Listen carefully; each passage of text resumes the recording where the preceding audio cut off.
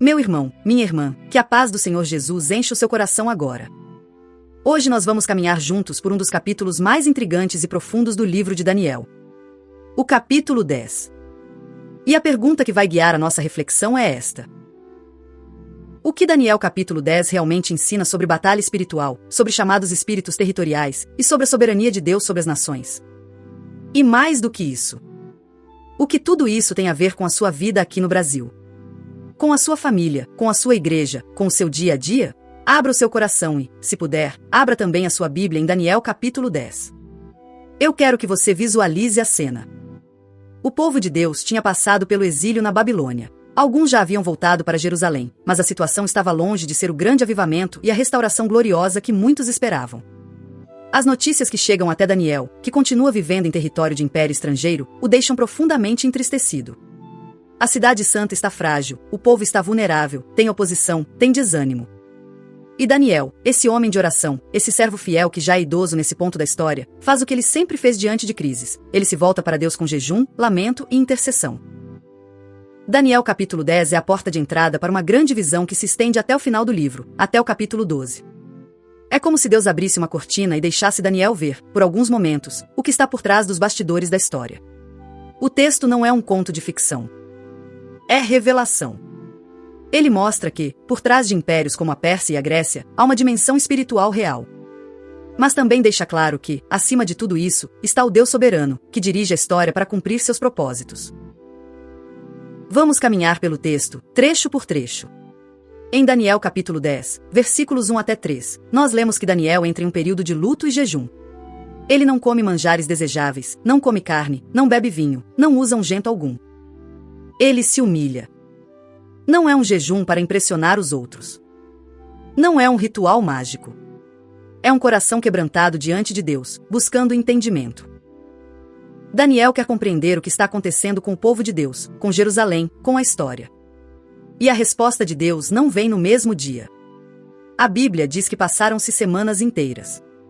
Daniel persevera em oração e jejum. Depois, nos versículos 4 até 9, acontece algo extraordinário. Daniel está à beira do grande rio, o Tigre. De repente, ele levanta os olhos e vê um ser glorioso.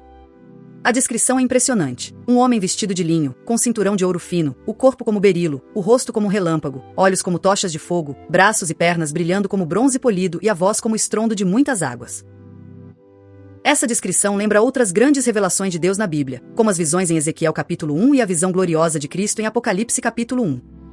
Muitos estudiosos entendem que aqui pode ser uma teofania, uma manifestação do próprio Deus, ou uma visão de um anjo de altíssima glória refletindo a majestade do Senhor.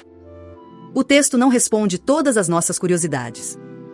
Mas mostra o impacto. Os homens que estavam com Daniel fogem apavorados, mesmo sem ver nada claramente. Só Daniel fica, e ele cai sem forças, sem fôlego, dominado pelo temor. Nos versículos 10 até 14, um mensageiro toca Daniel e começa a falar com ele. E aqui aparece um dos detalhes mais discutidos desse capítulo. O mensageiro explica que, desde o primeiro dia em que Daniel se dispôs a buscar entendimento e a se humilhar, as palavras dele foram ouvidas. Mas a resposta foi retardada por causa de uma batalha espiritual. O mensageiro diz: o príncipe do reino da Pérsia me resistiu por 21 dias. Mas Miguel, um dos primeiros príncipes, veio para ajudar. Ele fala de uma oposição espiritual ligada ao império da Pérsia. Fala também de um conflito futuro com o príncipe da Grécia. E tudo isso tem relação com o que Deus está revelando sobre o futuro do povo de Israel no meio desses impérios. Então, dos versículos 15 até 21, o mensageiro fortalece Daniel. Daniel diz que não tem forças, que está sem fôlego, que não consegue falar. Mas o mensageiro toca seus lábios, o anima, diz: não temas, homem muito amado. Paz seja contigo, sê forte, sim, sê forte. E ele anuncia que ainda vai lutar contra o príncipe da Pérsia, que depois virá o príncipe da Grécia, mas que ele vai revelar a Daniel o que está escrito no livro da verdade. Ou seja, há uma guerra real. Mas há um decreto soberano de Deus sendo cumprido. Vamos prestar atenção em algumas expressões importantes. Primeiro, príncipe do reino da Pérsia. Na Bíblia, a palavra príncipe muitas vezes se aplica a líderes humanos, governadores, autoridades. Mas aqui o contexto indica algo mais. Este príncipe resiste a um mensageiro celestial, precisa ser enfrentado com a ajuda de Miguel, que é claramente um ser angelical. Então, parece se tratar de uma entidade espiritual associada ao Império da Pérsia. Não é um ser humano simplesmente. É uma força espiritual real, atuando nos bastidores de um poder político. Depois, Miguel, um dos primeiros príncipes. Miguel aparece em Daniel capítulo 12 como aquele que se levanta pelo povo de Deus em um tempo de grande angústia. Mais tarde, em Judas verso 9, nós vemos Miguel novamente, chamado de arcanjo, em uma disputa com o diabo, e ali é destacado seu respeito pela autoridade do Senhor. Miguel é apresentado como uma espécie de anjo guerreiro, ligado de modo especial ao povo de Deus. O vocabulário de Daniel capítulo 10 é carregado de termos de conflito, guerra, luta, resistir. Mas é muito importante notar o que o texto faz e o que ele não faz. Ele mostra que existe oposição espiritual real aos planos de Deus. Mostra que as orações do povo de Deus estão envolvidas nesse drama, até quando a resposta demora. Mas o texto não se torna um manual de técnicas de mapeamento espiritual. Não há fórmulas, não há orações mágicas, não há listas de nomes de demônios para serem identificados sobre cada cidade. A ênfase está na soberania de Deus, na perseverança de Daniel em oração e na certeza de que a revelação de Deus vai se cumprir. A ideia central que brota dessa exegese é esta. Por trás dos movimentos dos grandes impérios humanos existe uma batalha espiritual real. A resistência demoníaca, a oposição. Mas o Senhor continua dirigindo a história para cumprir seus propósitos. E as orações do seu povo fazem parte desse drama, mesmo quando a resposta parece demorar. Agora, meu irmão, minha irmã, para entender Daniel capítulo 10 com equilíbrio, nós precisamos deixar que a própria Bíblia interprete a Bíblia. Esse é um princípio precioso. A Escritura interpreta a Escritura. Quando olhamos para outros textos do Antigo Testamento, vemos algo parecido. Em Isaías capítulo 14 e em Ezequiel capítulo 28, por exemplo, há passagens que falam dos reis da Babilônia e de Tiro com uma linguagem que ultrapassa a simples descrição de um ser humano. Fala de orgulho que se eleva até os céus, de queda do céu até as profundezas, imagens que muitos cristãos ao longo da história entenderam como tendo também uma dimensão espiritual, apontando para a soberba que está por trás da queda de Satanás. Nesses textos, vemos o entrelaçar entre o governante terreno e uma realidade espiritual de rebelião. Não é um manual de demônios regionais, mas é um lembrete de que, por trás de estruturas humanas orgulhosas, há um espírito de rebelião contra Deus. Em Deuteronômio capítulo 32, versículos 8 e 9, em algumas tradições textuais antigas, lemos que, quando o Altíssimo dividiu as nações, ele as estabeleceu debaixo de seres celestiais, enquanto Israel é chamado de sua herança pessoal. A ideia é que existem estruturas espirituais associadas às nações, mas que Deus tomou para si, de maneira especial, o seu povo. Novamente, a Bíblia abre uma fresta para essa dimensão, mas não a transforma em curiosidade sensacionalista. Quando chegamos ao Novo Testamento, a luz é ainda mais clara. Em Efésios capítulo 6, versículo 12, o apóstolo Paulo diz que a nossa luta não é contra carne e sangue, mas contra principados e potestades, contra os dominadores deste mundo tenebroso, contra as forças espirituais do mal nas regiões celestiais. Ele confirma, há uma batalha espiritual real, que envolve estruturas, poderes, sistemas. Mas repare, a ênfase de Paulo não é em descrever em detalhes esses principados, mas em chamar a igreja a vestir toda a armadura de Deus: verdade, justiça, evangelho, fé, salvação, palavra de Deus, oração em todo o tempo. Ou seja, o foco está na vida cristã sólida, e não em caçar demônio territorial. Em Colossenses capítulo 2, versículo 15, Paulo vai ainda mais fundo e declara que Cristo despojou os principados e potestades e os expôs publicamente ao desprezo, triunfando sobre eles na cruz. Aqui está o centro da batalha. Não é descobrir o nome deste ou daquele espírito, mas contemplar a vitória completa de Jesus Cristo no Calvário. Ali, na cruz, ele arrancou das trevas o direito de nos acusar. Ele pagou a nossa dívida, ele desarmou o inimigo. E em Judas verso 9, nós vemos Miguel, o arcanjo, em um episódio misterioso, disputando com o diabo acerca do corpo de Moisés. E o texto destaca algo muito importante. Miguel, sendo um ser tão poderoso, não ousou proferir juízo difamatório contra o diabo. Ele simplesmente disse: "O Senhor te repreenda." Isso corrige uma postura teatral, arrogante, que às vezes aparece na chamada guerra espiritual de certos movimentos. Até o arcanjo Miguel age com reverência, consciente de que a autoridade final é do Senhor. Então, quando juntamos Daniel capítulo 10, Isaías, Ezequiel, Deuteronômio, Efésios, Colossenses e Judas, o que vemos? Vemos que a Bíblia inteira reconhece: sim, existe uma dimensão espiritual por trás de estruturas, culturas e governos. Sim, existem principados e potestades. Mas também vemos que Deus reina acima de todos eles. Que Cristo já os venceu na cruz. E que a forma como a igreja participa dessa batalha não é por meio de fórmulas místicas, rituais secretos, bravatas espirituais. Mas por meio de santidade, oração perseverante, proclamação fiel do Evangelho, amor ao próximo e sujeição humilde à palavra. Isso nos ajuda a corrigir exageros muito comuns em nossos dias, especialmente no contexto brasileiro. Por um lado, há quem trate tudo isso como superstição. Como se falar em batalha espiritual fosse coisa de gente ignorante. Mas a Bíblia não permite esse ceticismo. Ela nos diz com todas as letras que há, sim, influências espirituais malignas atuando no mundo, em sistemas de injustiça, em estruturas de idolatria, em culturas de corrupção e violência, em mentiras que se espalham pela sociedade. Por outro lado, há também o extremo oposto. Gente que enxerga um demônio do Brasil para cada problema social. Que quer dar nome a um suposto espírito de tal cidade, espírito de tal bairro, como se o principal chamado da igreja fosse descobrir a hierarquia do inferno. A Escritura não nos autoriza a isso. Nós não vemos os apóstolos, no livro de Atos, subindo em montes para tentar amarrar o demônio de Atenas.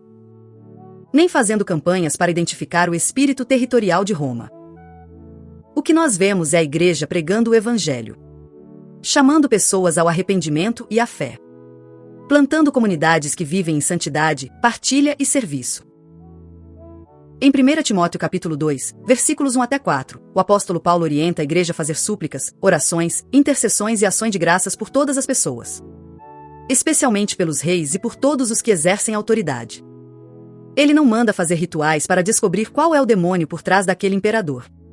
Ele manda orar pelos governantes, para que tenhamos uma vida tranquila e mansa, e para que o evangelho seja propagado, porque Deus quer que todos sejam salvos e cheguem ao pleno conhecimento da verdade. Em 2 Coríntios capítulo 10, versículos 4 e 5, Paulo fala das armas da nossa milícia. Ele diz que elas não são carnais, mas poderosas em Deus para destruir fortalezas, anular sofismas e toda altivez que se levanta contra o conhecimento de Deus, e levar cativo todo pensamento à obediência de Cristo. Repare, as fortalezas espirituais que Paulo menciona estão ligadas a pensamentos, a mentiras, a ideologias, a enganos que cegam o entendimento. A principal arma de Satanás não é uma aparição espetacular. É a mentira que parece verdade. Então, vamos trazer isso para a nossa realidade aqui no Brasil. Quando vemos corrupção endêmica. Quando vemos violência aumentando. Quando vemos ideologias que distorcem a dignidade humana. Quando vemos um consumismo que transforma tudo em mercadoria. Nós podemos reconhecer, sim, uma dimensão espiritual por trás de muitas dessas coisas. Não é só sociologia. Não é só economia. É também batalha espiritual.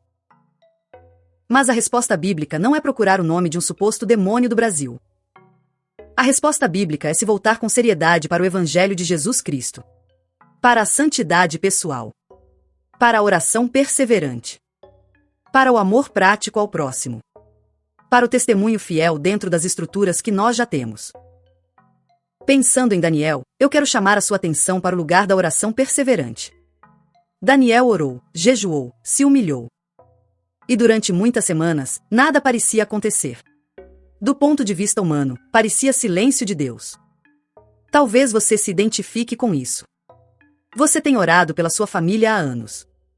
Por um filho, por um cônjuge, por um parente que está longe do Senhor.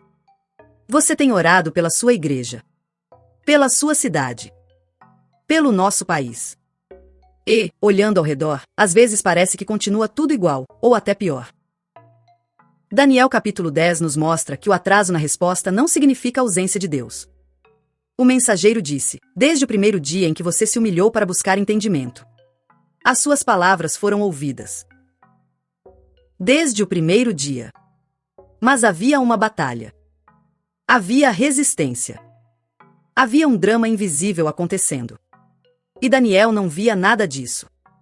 Ele só via o seu jejum, o seu luto e o aparente silêncio.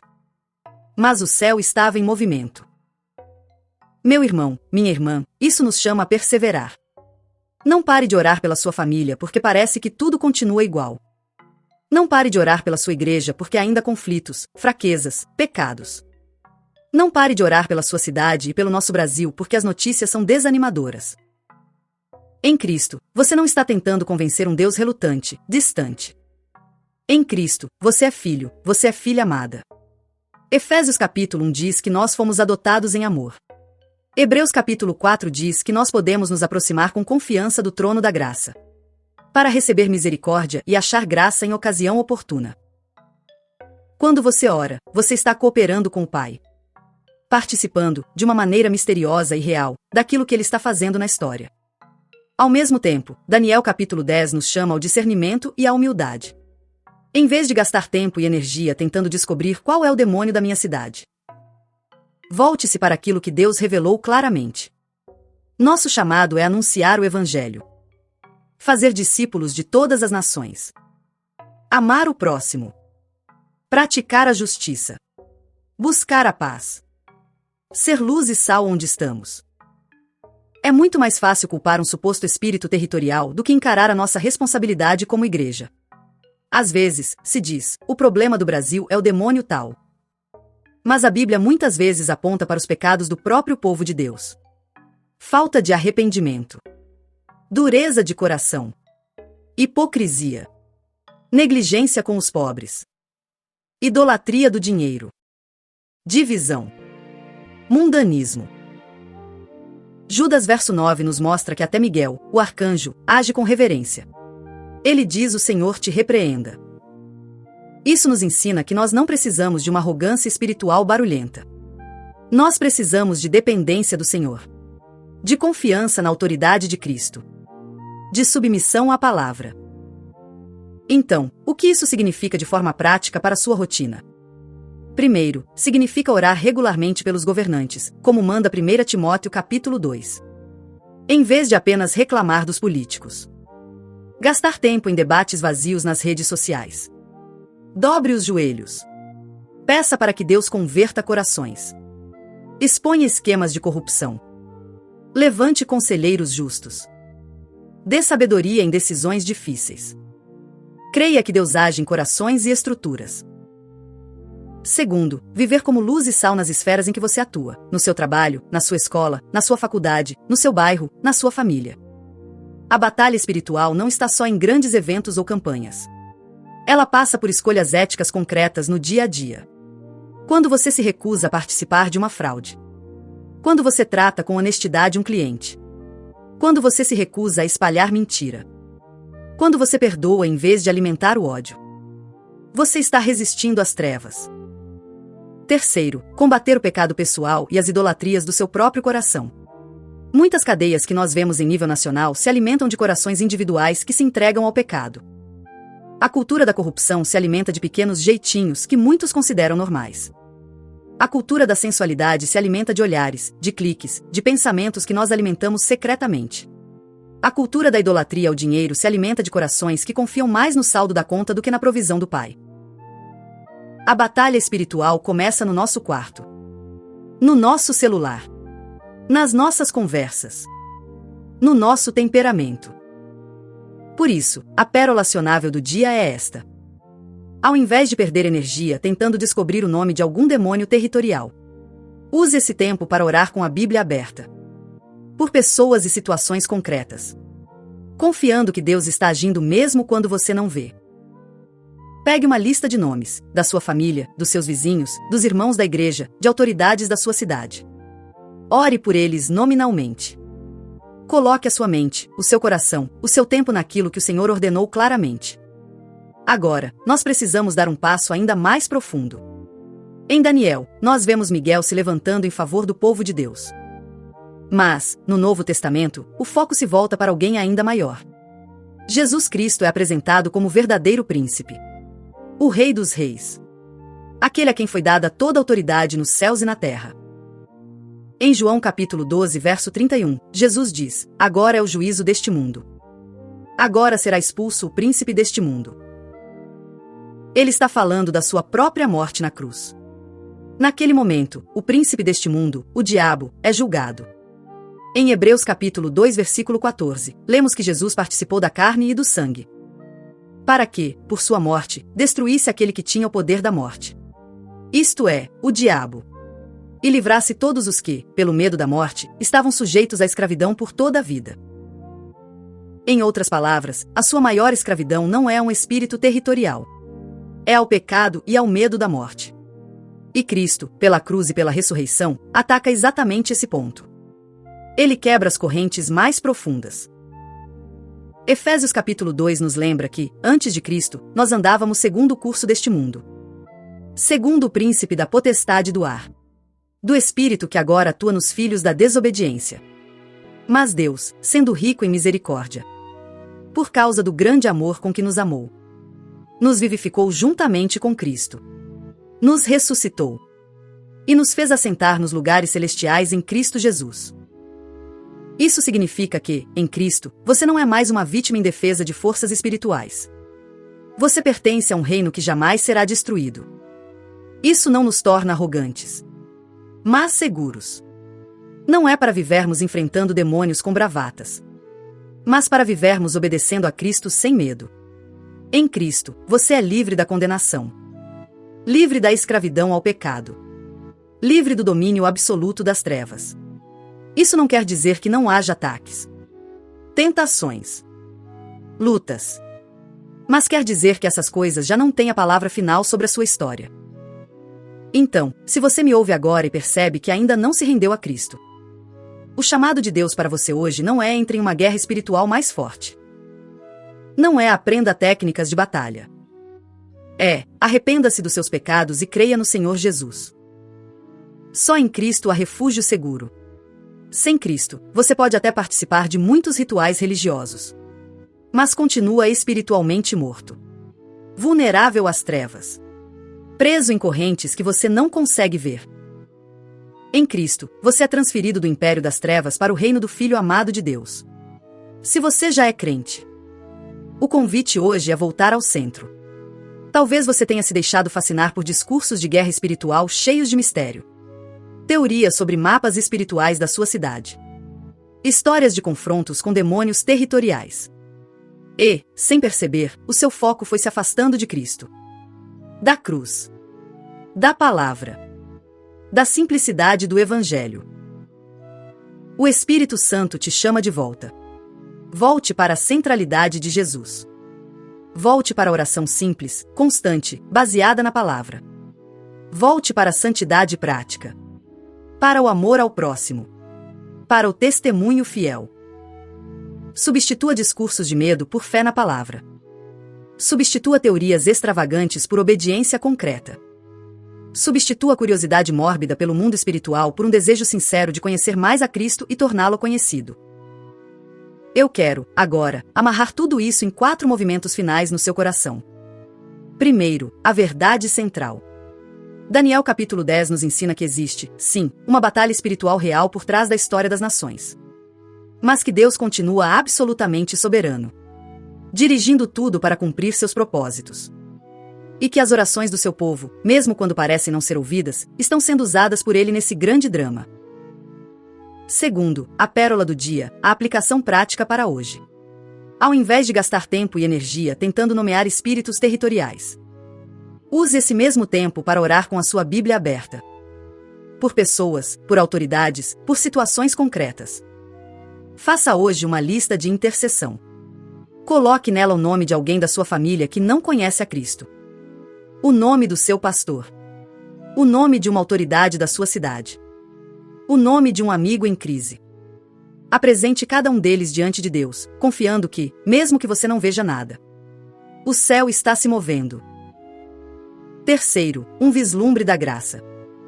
Quando olhamos para Daniel, para Miguel, para principados e potestades, nós somos conduzidos, em última instância, à cruz de Cristo. Ali, o Filho de Deus assumiu a nossa culpa. Enfrentou o juízo que era nosso. Desarmou o acusador. Venceu o poder da morte. Nós não vencemos a batalha espiritual porque somos experientes, mas porque pertencemos àquele que já venceu. Em Jesus, você não precisa viver refém do medo de maldições, de pragas, de feitiçarias, de espíritos territoriais. Você pode viver na liberdade dos filhos de Deus, sabendo que nenhuma condenação há para os que estão em Cristo Jesus. Por fim, uma chamada à oração. Se possível, aí onde você está, incline o seu coração diante do Senhor. Se puder, feche os seus olhos. Eu quero orar com você e por você. Senhor nosso Deus e Pai, nós te louvamos porque a tua palavra é lâmpada para os nossos pés e luz para o nosso caminho. Obrigado porque, em Daniel capítulo 10, o Senhor nos mostra que é uma batalha espiritual real. Mas também nos lembra que o Senhor reina sobre todos os principados e potestades. Hoje nós queremos confessar diante de ti qualquer fascinação doentia que tenhamos tido com o mundo espiritual. Qualquer curiosidade que nos tenha afastado da simplicidade de Cristo. Perdoa-nos se, em algum momento, buscamos mais a sensação de poder espiritual do que a obediência humilde à tua palavra. Senhor, nós entregamos novamente o nosso Brasil em tuas mãos. Entregamos o presidente, os governadores, os prefeitos, os deputados, senadores, vereadores, juízes, todas as autoridades constituídas. Tu sabes das estruturas de injustiça, de corrupção, de violência que marcam a nossa terra. Pedimos que o Senhor tenha misericórdia de nós. Que o Senhor converta corações. Que o Senhor exponha o mal. Que o Senhor levante homens e mulheres justos em posições de influência. Entregamos também a nossa cidade. O nosso bairro. A nossa igreja local. Repreende, Senhor, todo espírito de divisão, de frieza, de incredulidade no meio do teu povo. Restaura em nós o amor pela tua palavra, o zelo pela santidade, a paixão pelas almas perdidas. Pai, dá-nos ousadia para sermos testemunhas fiéis de Jesus onde estamos. Dá-nos perseverança para continuar orando, mesmo quando a resposta parece tardar. Ajuda-nos a crer que, desde o primeiro dia em que nos humilhamos diante de ti, as nossas orações são ouvidas. Fortalece o cansado. Anima o desanimado. Consola o coração ferido. Que cada irmão e cada irmã que me ouve agora seja lembrado pelo teu Espírito de que é muito amado. Como Daniel foi chamado de muito amado. Nós declaramos, não na nossa força, mas na autoridade da tua palavra, que Jesus Cristo é Senhor sobre o Brasil. Senhor sobre as nações. Senhor sobre a nossa história. E é em nome dele que nós oramos, confiando que tu farás infinitamente mais do que tudo que pedimos ou pensamos. Amém. Lembre-se, meu irmão, minha irmã, porque Cristo já venceu os principados e potestades. Você é livre para parar de viver com medo de demônios do Brasil e começar a viver como um intercessor fiel e uma testemunha corajosa. Hoje mesmo. Que o Senhor te abençoe e te guarde. Em nome de Jesus. E agora, para encerrar o nosso tempo juntos, eu quero convidar você para uma jornada diferente. Nós ouvimos a exposição da palavra, entendemos a teologia de Daniel capítulo 10, mas às vezes a mente humana precisa ver a verdade em ação para realmente compreender. Então, imagine que as luzes do santuário diminuem. E nós somos transportados para uma outra cena. Uma história pós-créditos, se você preferir. Uma narrativa que coloca carne e osso naquilo que acabamos de estudar. Imagine uma rua de paralelepípedos irregulares na periferia de uma grande cidade brasileira. É noite de terça-feira. Uma chuva fina e fria cai, daquelas que parecem deixar o mundo cinza. O poste de luz na esquina pisca de forma intermitente, projetando sombras longas que dançam sobre o muro pichado de uma escola pública. O som ao longe não é de harpas celestiais, mas do grave pesado de um som automotivo e de sirenes distantes que cortam o silêncio da madrugada. Nessa rua mora Carlos. Carlos é um homem comum, trabalhador, diácono na sua igreja local.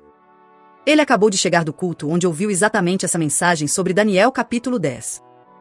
Ele fecha o portão de ferro enferrujado da sua casa, tira a capa de chuva molhada e suspira. O suspiro de Carlos carrega o peso de quem vive na trincheira. Carlos entra na cozinha e encontra sua esposa, Marta, sentada à mesa com a Bíblia aberta e os olhos vermelhos. O motivo das lágrimas tem nome e sobrenome: Tiago, o filho de 19 anos. Tiago saiu de casa há 3 meses. Envolveu-se com más companhias, com o tráfico que domina o bairro, o chamado movimento. As notícias que chegam são de que ele está endividado, jurado de morte por facções rivais, afundado no vício. Carlos, diz Marta, com a voz embargada, a irmã Valdirene ligou. Ela disse que teve uma revelação. Disse que viu um espírito territorial, um tal de Tranca-Rua da Encruzilhada Norte, assentado sobre o nosso bairro. Ela disse que precisamos ir lá agora, de madrugada, levar óleo, sal grosso e gritar contra esse demônio para liberar o Tiago. Ela disse que se não fizermos o mapeamento espiritual correto, o anjo não consegue descer. Carlos olha para a esposa. Ele sente o desespero dela.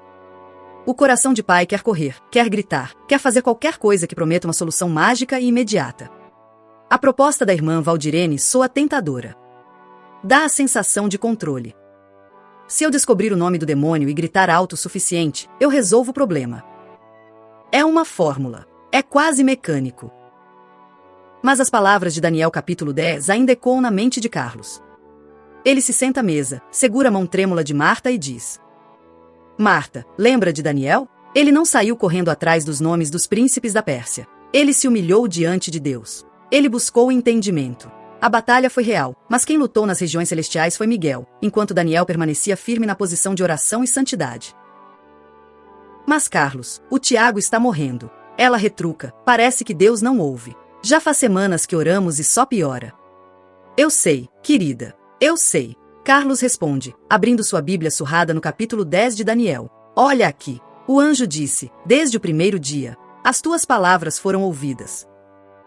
O atraso não é negação. Há uma guerra. Mas nós não vamos vencer essa guerra gritando com o escuro na esquina. Nós vamos vencer acendendo a luz aqui dentro. Naquela noite, Carlos tomou uma decisão difícil. Ele decidiu não ir fazer o ritual na encruzilhada. Em vez disso, ele propôs a Marta um propósito de 21 dias. Mas não era um propósito de barganha. Eles iriam jejuar palavras de reclamação. Iriam desligar a televisão e as notícias de violência. E todas as noites, às 3 da manhã, eles se levantariam não para gritar com o diabo, mas para adorar a Jesus e ler as escrituras em voz alta sobre a vida do Tiago. Os primeiros 7 dias foram brutais. Parecia que o inferno tinha se levantado com mais fúria. O som do baile funk na rua de trás ficou mais alto. Uma vizinha contou que viu Tiago armado, magro, com o olhar perdido. Marta quase desistiu. O demônio territorial está furioso, Carlos. Precisamos repreender o principado, ela dizia. Mas Carlos, lembrando-se de Miguel em Judas 9, dizia, o Senhor o repreenda, Marta. Vamos focar no Senhor.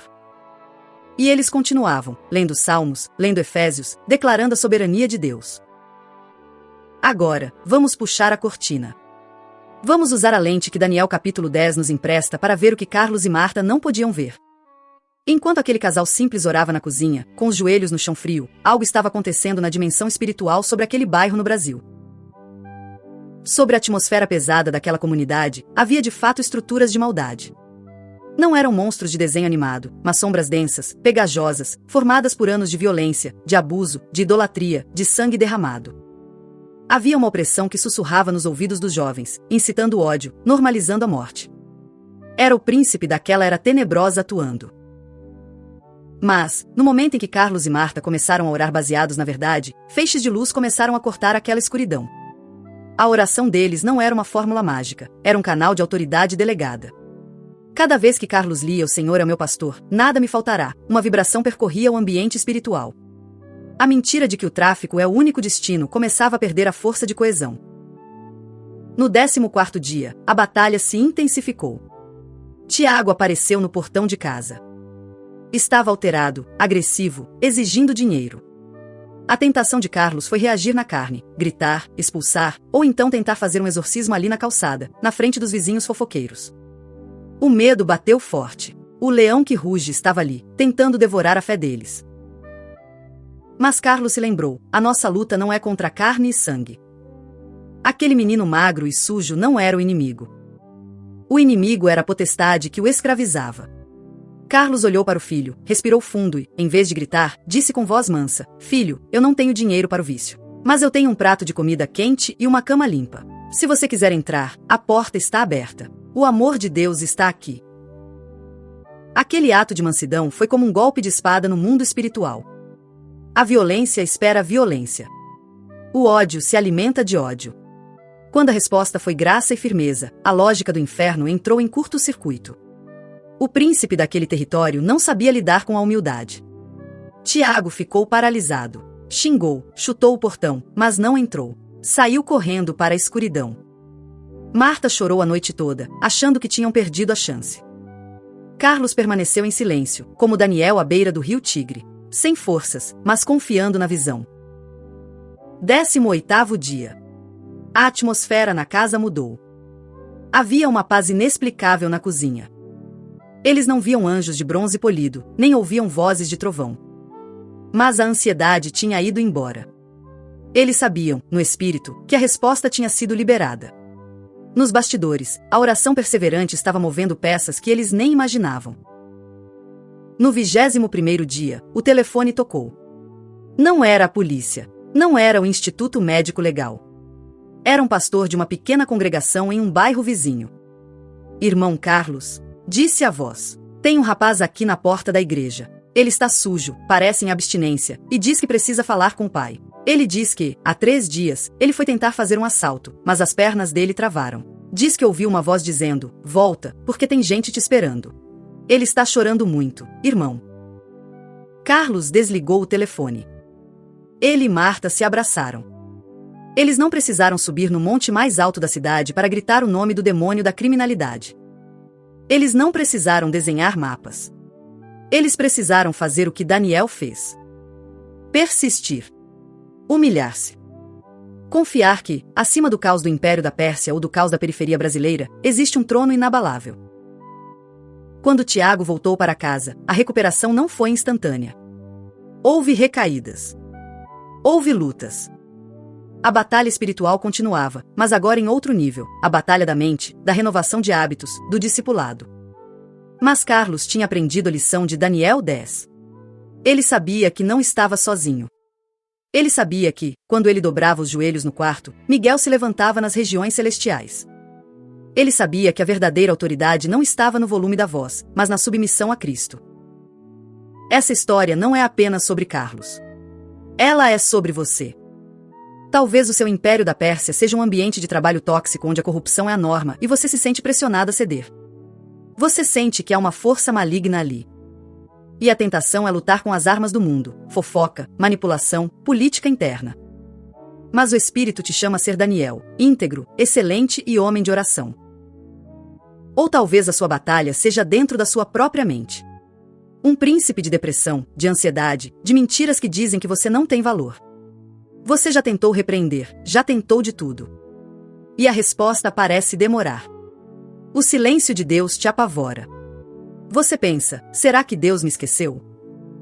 E a história de hoje te diz: não. O mensageiro está a caminho. A resistência é real, mas a vitória de Cristo é superior. Imagine agora se Carlos tivesse seguido o conselho da irmã Valdirene e ido gritar na encruzilhada. Talvez tivesse arrumado uma briga com os traficantes. Talvez tivesse trazido escândalo para o evangelho.